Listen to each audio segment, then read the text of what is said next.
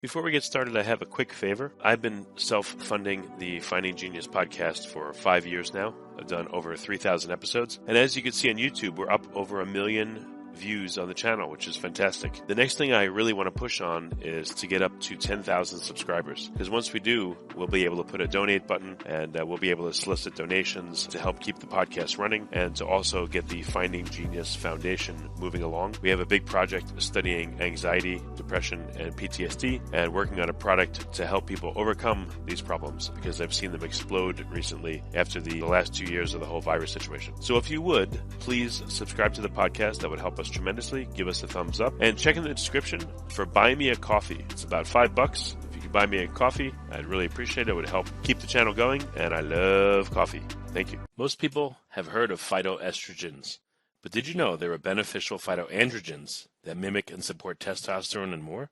The top source of these is pine pollen. If you're looking for 100% natural hormonal support for men and women, you've got to try this. Right now, Lost Empire Herbs' best-selling pine pollen is available for 1 penny plus shipping and handling. Go to geniuspollen.com to find out more and grab yourself a bag today. No hidden charges, no trial offer, no shenanigans. Just a low-cost way to try Lost Empire Herbs' top product for next to nothing. Forget frequently asked questions. Common sense, common knowledge, or Google. How about advice from a real genius? 95% of people in any profession are good enough to be qualified and licensed. 5% go above and beyond. They become very good at what they do, but only 0.1% are real geniuses. Richard Jacobs has made it his life's mission to find them for you. He hunts down and interviews geniuses in every field: sleep science, cancer, stem cells, ketogenic diets, and more. Here come the geniuses. This is the Finding Genius Podcast with Richard Jacobs. Hello, this is Richard Jacobs with the Finding Genius Podcast, now part of the Finding Genius Foundation. I have Robert Westerfield. He's a senior public service associate. He's interested in working on consumer fruits and vegetables. He works at the University of Georgia. He's actually a consumer horticulturist. We're going to talk about his work. So thanks for coming, Bob. Well, thank you. I'm glad to be here. I don't know, have you been growing things and tending to plants your whole life, or is this more of a recent thing in your life? No, good gracious, no. I've actually probably been gardening for over 40-something years. I've worked for the University of Georgia almost 35 years now, and I'm actually the fruit and vegetable specialist, or one of them, for the state. And so my main job is I actually trial vegetables. I try different varieties to see how well they work in the state of Georgia. You know, if they're good varieties, then we'll send them up to the different seed companies and catalogs, our suggestions, and then eventually, they may show up for sale to consumers, to farmers, and so forth. I also work with our county personnel, which are called county agents. We've got agents in all the counties. And then what I do is I make field visits. I go out to a lot of the small farm operations, kind of the mom and pop farms, organic farms, troubleshoot for them, help them, to try to do a little bit better job of growing.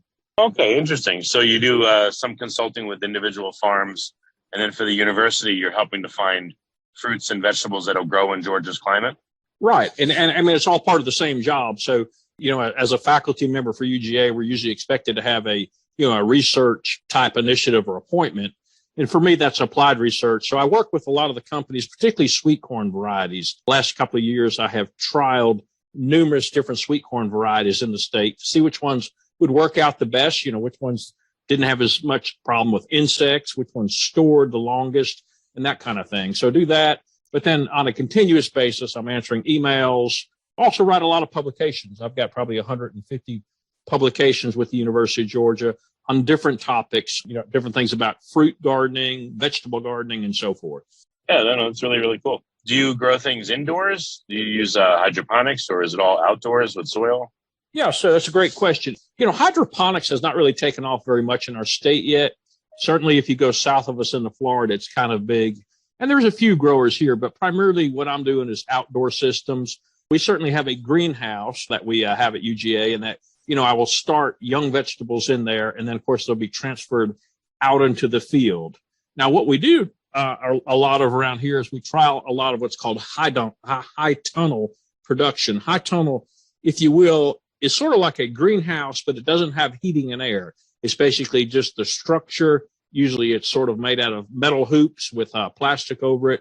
And what that does, that allows farmers to get in there and get their crop started earlier in the spring when our soils are still too cool. So it's sort of a way of kind of, tricking the season and extending it one way or the other. But it also helps a little bit in prevention of disease and some of the insects. So what are some of the nuances of greenhouse growing? What should people know that, is important to know about greenhouses? Are they primarily good for just starting fruits and vegetables? Or if you're going to take them all the way, what's important about greenhouse growing versus outside?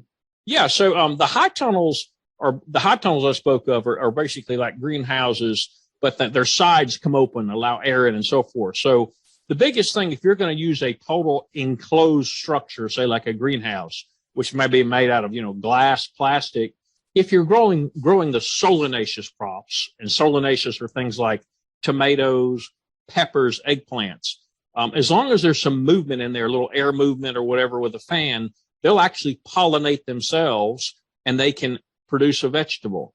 Most of your cucurbit crops, and that would be things like you think of squash, cucumbers, cantaloupe, and such, they have got to have pollinators, and pollinators typically are going to be insects. So, if you've got a sort of a sterile environment in a greenhouse and no, honeybees or other pollinators flying around, you're not going to get much of a crop because it's not being pollinated from insects. That's one thing you have to look for. Oh. So some of the cucurbic vegetables and fruits, you can't grow them year round because the pollinators won't be around unless you had them, I guess, hanging out in the greenhouse in the temperature controlled environment, right?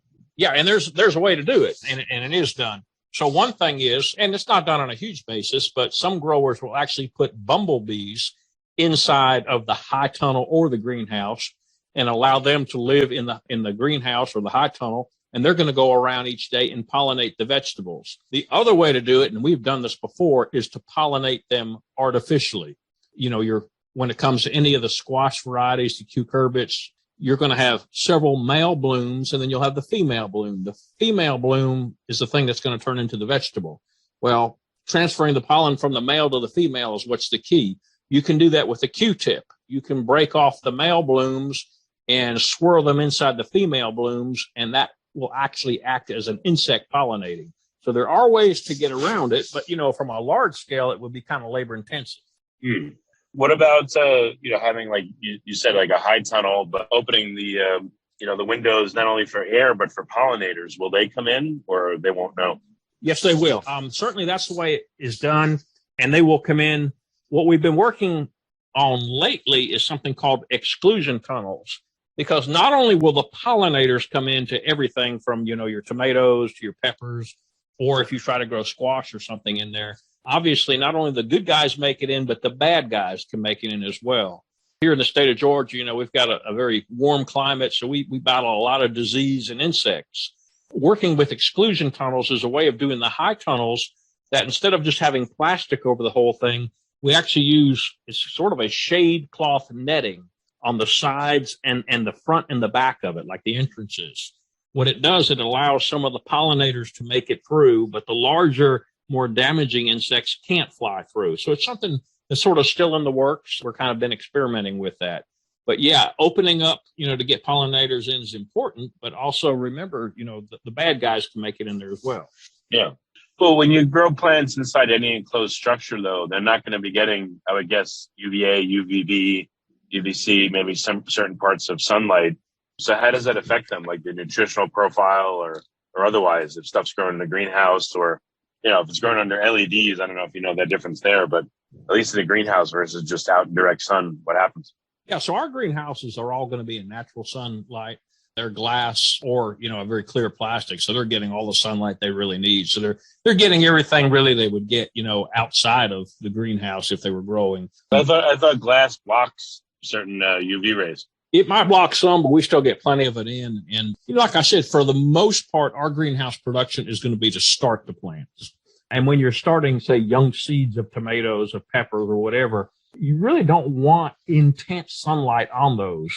Having a little bit of that breakup from the covering, the plastic, the glass, really is essential to get, good germination and no stress on those seedlings until they're ready to get out. Then when you get ready to plant, say, those vegetables in the field, you just don't go from the greenhouse out into the field. You've got to acclimate them. and you're acclimating them to sort of the full sunlight, if you will, and also the temperature differentiation. So by that, what we'll normally do is we'll take trays outside for a couple hours and they get brought back in again. And you'll do that for a few days. It's kind of like if, you landed up in whatever, northern Canada, and it's 20 degrees below zero. It takes you a few days to get used to that. That's what we're doing with these vegetables. We're kind of getting them used to the new environment. Most supplements are taken on faith and can take weeks or months to have an effect. Even supplements backed by scientific studies may or may not deliver those same benefits to you. But what if you could feel the results of what you took within just a few days? Lost Empire Herbs offers the highest quality, wild harvested, non-irradiated pine pollen, and that can dramatically impact your hormones fast. Right now, you can grab it for 1 cent plus shipping and handling at geniuspollen.com. Okay, so you're saying that it's better to start the plants, in the greenhouse, and then you put them out in the sun, but you have to acclimate them. So what does the acclimation process look like? Yeah, so it's really just a couple of days. It's basically introducing, and when I say, you should start the vegetables in the greenhouse, it's only for some vegetables. Some vegetables actually direct seeding right into the field is perfectly fine. In fact, it's probably even better. We mentioned the cucurbit crops earlier. That's talking about, winter squash, summer squash, cucumbers, pumpkins, to name a few. Those do much better when you start them right in the soil of your garden, your raised bed, your whatever, from a seed, rather than starting them as a transplant. So once you do, let's say I grow, some plants, I get them to seedling stage and they're sprouting and all that. At what point would I transfer them outside? And then what do I do to protect them outside so they can literally take roots and start to grow? Okay. Yeah, that's right. And I'm not sure how much you heard of this, but like I said, there are something like the cucurbits we talked about, certainly sweet corn, okra, if you're familiar with. You're better off just to direct seed those right outside and don't start them indoors. However, the solanaceous we talked about, tomatoes, peppers, eggplants, along with maybe a few of the winter crop. Right now we're growing in the greenhouse, broccoli, cauliflower, Brussels sprouts. Those do much better when started as a seedling, in the greenhouse, when it's in a protected environment. To answer your question, it's normally going to take anywhere from about 5 to 7 weeks to have a seed from going into the greenhouse soil ready for transplant into the garden. So you got to plan on that amount of time to get it ready. You can keep checking your plants when they're finally fully rooted. In other words, you can lift a little plant out of the planter tray and you see it's rooted out completely. Then it's getting very close to being able to be planted. Then what you'll do is, again, you'll take those trays outside for a couple of hours if you can, let them acclimate to the sunlight, to the outdoor temperature, then bring them back in again. Ideally, if you can do that for 3 or 4 days, a little bit of a pain in the neck, but if you can do that, they'll be better conditioned and hardened off for the field. And then that way, when you go to plant them, let's just say 4 or 5 days down the road in the field, they sort of have already been in that environment. And then the key then is going to be water. A lot of people will plant seeds, vegetables, and then may give them a little water to start with. And then they say, well, they'll be on their own. They are literally at your mercy. So you've got to make sure you water them frequently to start with to get those roots to begin to expand. You can certainly throttle back on irrigation, as they begin to kind of flourish and take off. But, really watching the water management early on after you planted that transplant is going to be one of the keys. I'm sure it depends on the plant, but what are some general recommendations for? Yeah. So, as far as irrigation frequency and how much and so forth, just a couple of points. It's really going to depend, first of all, on the type of soil that you have. If you're familiar with raised beds, which a lot of people will grow in around here, they'll take, wood and build raised beds, put 6 or 7 inches of soil up in there. That's a great way to grow vegetables, but they also drain very rapidly. You may have to water those raised beds every 3, maybe 4 days. In soils, particularly in Georgia, and maybe parts of Texas and other areas of the country, you've got a lot more clay in the soil. They will retain moisture. So that being said, 1 to 2 inches of water per week might be all those plants need. And like you said, some are more water thirsty than others, but most vegetables are going to thrive on at least 1 to 2 inches of water per week. The real key is, again, starting those plants off, getting them established. And then when they get close to fruiting, you definitely want to make sure they have plenty of water so that they can fill out and come basically to maturity for harvest.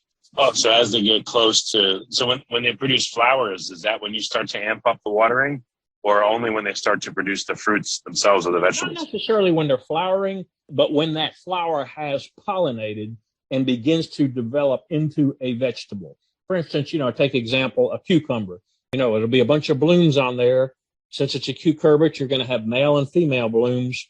The way you tell the difference for the listeners is, the female bloom will actually have what looks like a very tiny cucumber right behind the bloom. That's the oval. That's the female reproductive part. When she is pollinated from the male blooms, and usually that's going to be insects transferring that pollen, she'll begin to swell up, and that little structure behind that flower will become your next cucumber. When you see that start to swell up like that, you certainly don't want to let them get too dry. You don't want to saturate them and keep them in, a swampy soup, but you want to keep the soil sort of evenly, lightly moist so that they have plenty of irrigation. Another problem with cucumbers, if you let them kind of grow and then you don't water them and they get real dry, they'll get bitter on you. And that's a real common problem we see sometimes. People say, well, I grew cucumbers, but they were bitter. They probably let them get a little bit too dry during that process from the time they pollinated to the time they were ready to harvest. Okay. How do you tell if you're overwatering or underwatering before it's too late? Yeah, so one telltale sign, it looks a lot like, and it actually is, if you start seeing your plants particularly turn yellow on the bottom of the leaves first, that is a sign of nitrogen deficiency. But nitrogen deficiency, and nitrogen is what actually greens up and pushes the plant to grow. Sometimes nitrogen deficiency can come from when the soil's too wet. There may be plenty of fertilizer nitrogen out there, but the roots themselves shut down, and all of a sudden now the plant can't pull in that nitrogen. So if you're seeing nitrogen, lower leaves turning yellow, nitrogen deficiency, and you said, heck, I know I put plenty of fertilizer out here, it might be that they're overwatering. Those roots are non-functioning. Other thing is you'll see the tips of the leaves, either overwatering or underwatering. The margins or the outside portion of the vegetable leaves will normally begin to turn brown. So it'll almost be like not really a halo, but an outer marginal brown ring around the tips of the leaves. And that's true of anything if we're talking about ornamentals, houseplants, or vegetables. And that's a telltale sign that something with the water is off. Before we get started, I have a quick favor. I've been self-funding the Finding Genius podcast for 5 years now. I've done over 3,000 episodes. And as you can see on YouTube, we're up over 1 million views on the channel, which is fantastic. The next thing I really want to push on is to get up to 10,000 subscribers. Because once we do, we'll be able to put a donate button, and we'll be able to solicit donations to help keep the podcast running and to also get the Finding Genius Foundation moving along. We have a big project studying anxiety, depression, and PTSD, and working on a product to help people overcome these problems because I've seen them explode recently after the last 2 years of the whole virus situation. So if you would, please subscribe to the podcast. That would help us tremendously. Give us a thumbs up. And check in the description for Buy Me a Coffee. It's about $5. If you could buy me a coffee, I'd really appreciate it. It would help keep the channel going, and I love coffee. Thank you. Oh, it doesn't necessarily mean it's too much or too little, but what else would be off with the water? It definitely could be something with the water management. Or, like right now I'm looking outside and we're getting a good rain come in. I can't control that. There are other physiological factors that can come in from, drought and or, lack of water, or sometimes too much. Vegetables are notorious problematic vegetable plants. If suddenly it's been pretty dry and they get a tremendous rainstorm in, or you turn the irrigation on and say you forget to shut it off and it goes too long, a lot of times those tomatoes will just keep sucking up that water and the fruit itself will split. And that's what we call fruit cracking. And I'm sure you've seen tomatoes before up at the top there where they connect to the stem. They'll have these long concentric rings around them where they split open. Basically, there's no more places for the water to go, so it just breaks the skin open of the tomato. So that's just one eye. That'd be another indicator that, hey, we probably got too much water in here too suddenly. So there's all kinds of things. I've seen vertical cracks with the tomato kind of, or whatever fruit splits vertically, but I haven't seen these ring ones. Yeah, so have you seen the other ones? Yeah. The vertical cracks, and that could be a number of things. That could even be what's called cat facing. Cat facing is a physiological phenomena where sometimes the bloom does not get completely pollinated and it does not fully form up the fruit. So you get either funky shaped fruit or you'll see a big split in it. There are a lot of different things that can affect that fruit. Okay. So, yeah, I mean, there's lots of factors. How hard is it to diagnose when something's going wrong with the plants you're growing? Is that like a whole art in itself, or well, just a few things to know? Yeah, there's certainly a number of good publications and websites online that can certainly help you. We've got good publications at UGA that's got pictures of how to diagnose things. I mean, for me, doing it for 35 years, I walk into a field. I'm not saying I'm going to know it immediately, but normally if there's a fairly obvious problem, I'm going to recognize it, because you know how it is. You've seen it forever, so there it is. But it takes a lot of investigative work sometimes. Sometimes I have to run soil tests. I've got to see where the pH of the soil is. That's very important. That could be the culprit right there sometimes on a lot of issues.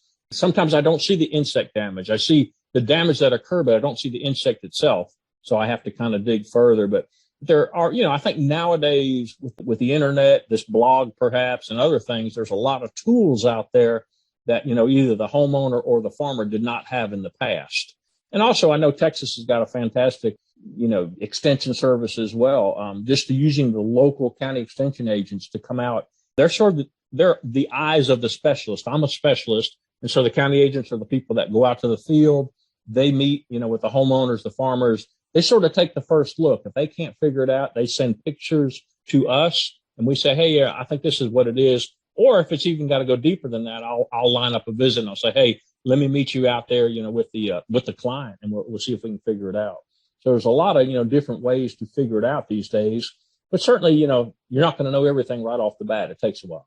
Yeah. So are there plants that you grow in the greenhouse, to fruition or to vegetabilization? That's a made up word, but yeah. Yeah, we have done tomatoes that way before in the darn heart of winter here. It's Georgia, just like Texas. We don't exactly have 30 feet of snow, but you know how it is. It gets cold, and we can go down to 20 degrees, in the evening, and then up to 50 or so in the day. But that's tomatoes not going to make that.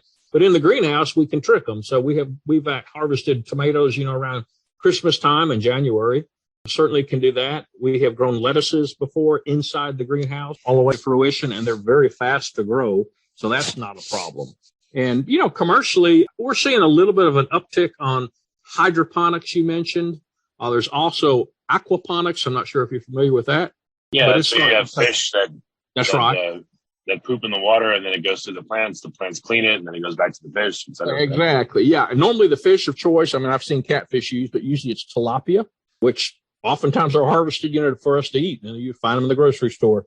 But that's sort of taken off a little bit. So we're getting a little bit more of that coming into the state. In fact, we're just hired sort of an environmental vegetable specialist that's going to kind of be working along that line, because we're starting to see a little bit more interest in it. So if someone's growing, let's say, just on their own in their yard, obviously they can go to YouTube and different places to learn stuff. But if they want to hire a professional, what are some of the professionals out there? What are they called? Like, what's an agronomist versus a horticulturist versus an extension agent, like you mentioned? Yeah, that's a good question. I've never heard of anyone hiring like someone to grow a vegetable garden for them beyond, a farmer working fields. You can certainly hire, a landscaper, sort of a horticulturist to help you with your landscape things. I think a homeowner who's really just completely, at the beginning, they don't really have an idea what will grow, so forth. They really need to check their local county extension office. There is so much information. It's free. There's tons of publications. There's online videos. We're starting to do videos now ourselves. I've done a couple of YouTubes on stuff. There's so much information out there. But to answer your question, I would tell people to focus to start off with on the EDU websites. So the educational websites, which are going to be universities and so forth. It's not to say there's not a lot of, good personal information or private, but at least with a university, it's going to be research-based, non-biased. We're not selling a product or anything like that. So that's a good place to start. Then contact your local county agent. They are paid for, through your taxes, some through the county, some through the state tax. And they will literally, in most counties, will come out and make a field visit. They can sort of diagnose your site and say, hey, I think this would be a great place to grow this or not that. So that's where I would start with. As far as, hiring a professional to come vegetable garden, I don't know I've ever heard of anyone doing that, or if it exists, it might be a good little niche thing for someone to start, but you don't hear that very often. Yeah. Okay.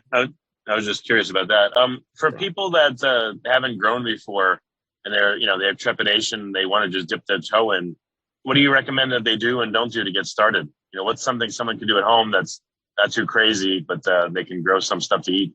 Yeah. So if I'm just going to give like the basic, and if we're talking like right now, this time of the year, we're actually sort of, beginning to terminate the summer garden. And believe it or not, it may be, hot down by you and me, but we're actually getting ready for the fall garden. So this is the time of year we're looking at the winter vegetables. And so I would start on a small scale. I really do like raised beds. I mentioned that earlier, even though there's a challenge of keeping them wet enough.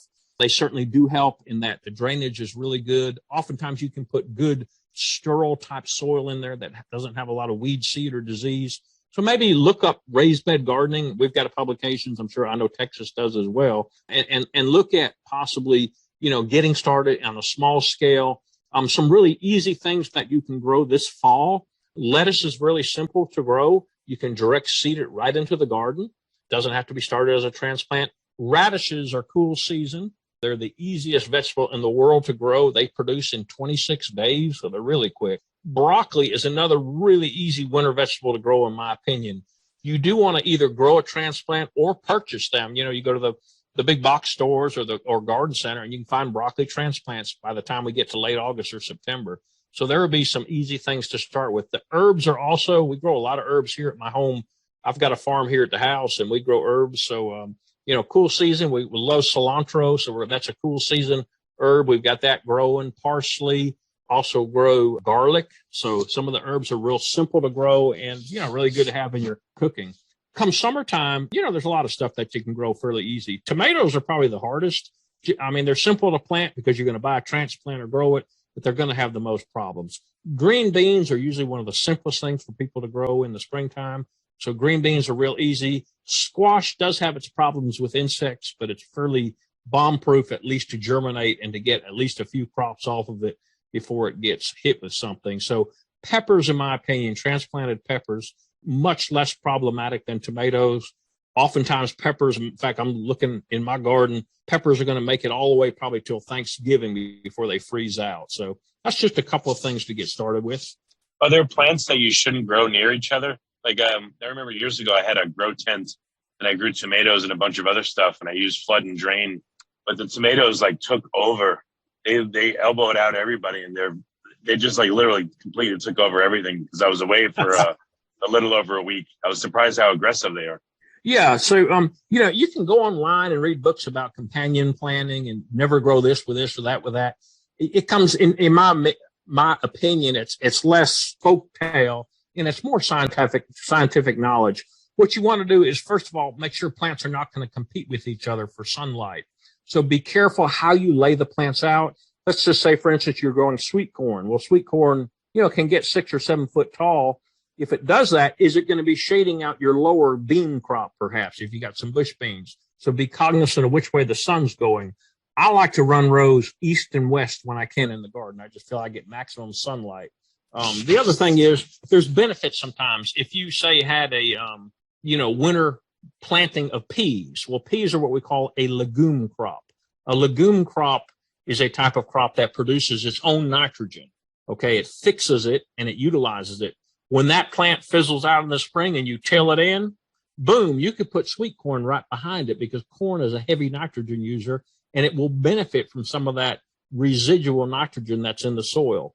So it's things like that. And then knowing what the plant's going to do when it grows, how wide does it get? How tall does it get? Make sure, like you said, it's not in competition. You want to have plenty of spacing. And I would say, if you're going to err on the side of anything, err on the side of spacing it too much rather than not enough. It's better to be spaced out more than to be crowded. Well, I've heard some people talk about cover crops. I mean, I guess this is for much bigger farming or mulch. Yep. Any opinion of yours on cover crops versus mulch, which is better? Yeah, so I'm a huge proponent of cover crops. And it's not just for for large farms. I think every homeowner out there ought to be using cover crops. Cover crops, basically, to some extent, are a non-producing plant such as, and we use a lot of clover, wheat, oats, rye, mix them together in an area of the garden maybe that's not going to be planted this winter. We're going to let a part of it rest. Instead of just leaving it bare soil, plant a cover crop. All that green material will hold the soil, keep it from eroding. eventually, as it breaks down in the springtime and you get ready to replant, all of that will contribute to organic matter. Versus if you use mulch on, and I mean, I'm a big proponent of mulch as well. I like to use mulch around the existing vegetables that are growing. So mulching around your tomato plants, around your squash, around your peppers to help hold in moisture and to block weeds, I think is a fantastic way to go. Okay. But in an area where you're going to have a lot of bare soil, because maybe you're not planting or you want to rest that part of the soil, the cover crops is going to be the way to go to allow that. We call it green manuring, if you will. That stuff's going to grow. It's going to put some nitrogen in the soil. And then eventually when it gets tilled back in, all that rich organic will be in your soil. How come you can't just let weeds grow in your garden and just clip them every once in a while? And they're the cover crop. Yeah, weeds are sort of a nemesis. Nutrients? What's wrong with them? Yeah, weeds actually will provide, to some extent, when they're broken down, nutrients. The problem is they're great nutrient robbers. And then if you let weeds overtake your garden, which is a tremendous problem, particularly in the Southeast, but pretty much everywhere, the weeds are going to compete for moisture, for the nutrition that's been applied to the vegetables. And so if they get out of hand, you're going to have some really lethargic looking vegetables. So there's a difference between planting a cover crop that you will terminate. And by terminate, I mean you're going to end that cover crop either by fruition where it's fizzled out, or you're going to spray it, or you're going to till it in. And now you're going to plant your vegetable. And then that's when you switch to using non-living mulch around it. Okay. Pine straw, wheat straw, pine bark type stuff. Versus if you just try to grow into a bed of weeds saying, well, that'll hold the soil, whatever. No, it's going to rob the soil. So it's going to be too much of a competition factor, if that makes sense. Yeah, no, that makes sense. I just wondered why. But okay. Interesting. What are some of the, the big projects that you're working on? Are you trying to get new plants to be able to grow in Georgia soils, or like what's the focus of your work at it? Yeah. So, right now we're working actually, a lot of what we do at UGA, and this is probably true of a lot of the academic institutions, they're always going to require you to try to bring in grants and so forth. And grants, sort of a blessing and sort of a curse, because they'll sort of make you run rabbits around the hole, if you know what I'm talking about. But at the end of the day, I'm on a grant right now that hopefully is going to come through, and we're going to be working with pollinators. And so what we're going to be doing is trying to set up pollination demonstrations around small grower operations, these like anywhere from maybe, 3 to 10 acre sites where people they may be farming full time, or it could be a little part-time farm where they're trying to make a little extra money. But we're going to talk to them and hopefully show them the importance of pollinators, setting up colorful areas of attractor plants, ones that bring in lots of bees and other type pollinators that will benefit them by being there for their vegetables. Also, we're looking to pull in what we call beneficial insects, predatory insects that are going to be a predator, taking out the bad guys in the garden. So that's kind of the focus now. Hopefully that's going to be, we're going to be gearing up for that starting this spring. Okay, very good. If people are interested in learning more from you and, getting resources maybe from the University of Georgia, or, publications you've written, or you mentioned a radio show, what are some places people can find out more about you and learn from you? Yeah. So I think probably the easiest way, if they just go into Google and put again, depending on what state you're in, and I guess I'm thinking this could be going in any state. Is that correct? Yeah. All over the U.S. Yep. Yeah. Yeah. So, certainly you want to do something that's in your state. You don't really want to too much be looking up the Georgia information if you live in Oregon or something like that, because, varieties, climatic zones, and all that's going to be different. So go to your university website. For UGA, we would say to go to UGA Extension Publications. If you Google that, the first hit you get, you'll see the website there. When you click on that, it'll have a search engine. And on that search engine, whatever you're interested in, if you wanted to grow okra, just put growing okra or homegrown okra, and boom, you're going to find, more than likely, if it's going to be something like that, I've wrote the publication on it, but there could be multiple other publications. That's a great way to start to get some reading material. We mentioned this several times, but check with your local county extension agent. I teach a lot of gardening programs around the state, but I usually do them through the county offices. So the county agents will set up gardening workshops, and then, they'll call in appropriate speakers, myself being one of them, and then we'll come in and do a presentation. So there's a lot of presentations being done around the country through different extension services, that might be available for the consumers to be able to take advantage of. So, that would be another thing. And certainly, there's some private gardening clubs and there's some organizations out there. We have Georgia Organics, which is not part of the UGA, but it's an organic organization that promotes organic gardening. It exists, nationwide in all the different states. So have to do a little searching maybe on our internet tools, but they should be able to find plenty of information. Okay. Very, very good. Well, excellent. Robert, thank you so much for coming on the podcast and sharing your knowledge. I really appreciate it. Well, I enjoyed it, and it was a lot of fun. Remember, before you go, to grab your 1 penny bag of pine pollen for all the amazing, all-natural hormonal support that men and women the world over are raving about. Try it out and see how it works for you. All you have to do is head to geniuspollen.com to grab your bag today. Within days, you may be able to notice greater energy, more focus, added recovery, and more. Again, please visit geniuspollen.com to learn more now. Thank you. You've been listening to the Finding Genius podcast with Richard Jacobs. If you like what you hear, be sure to review and subscribe to the Finding Genius podcast on iTunes or wherever you listen to podcasts. And want to be smarter than everybody else? Become a premium member at findinggeniuspodcast.com. This podcast is for information only. No advice of any kind is being given. Any action you take or don't take as a result of listening is your sole responsibility. Consult professionals when advice is needed.